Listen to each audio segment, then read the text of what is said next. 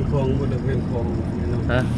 เป็นสูงเราจะบริเวณแคมคลองเลย โอ้ยเขาลามได้บางหันน้ำท่วมเพิ่นดิ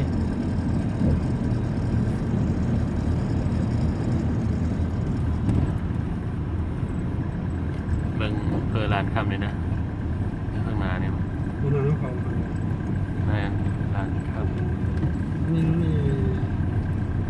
อาจารย์นี่ ำ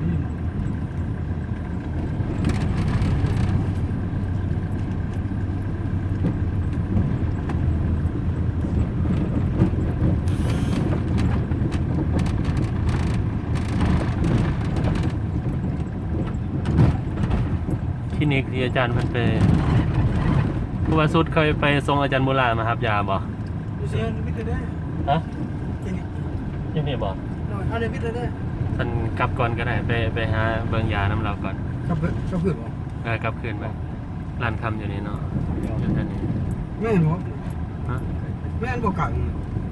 ท่านยา กับเพื่อน ครับเพิ่นบอกเพิ่นสิไปซื้อยาก่อน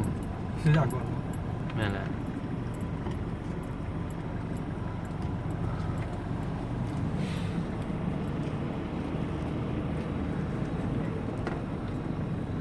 คือเขาว่าเขาจะเฮ็ดสาพอนเนาะมันบ่ไหวจะน้อยฝนตกอีก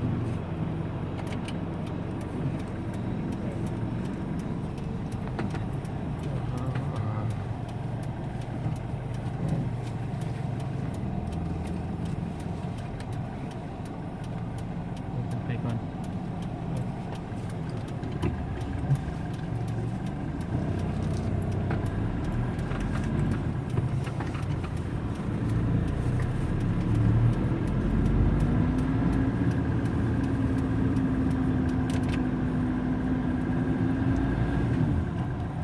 เอารถจอดมาสิเอา เว้นนะตัวนี้สิต้องพุ่นบ่ข้างหน้าบ่ นี่ไปแล้วนึง นี่บ่ ไปแล้วนึง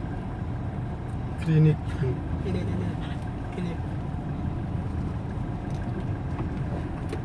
นี่ ใส่คล้องบ่ นั่นเลย อืม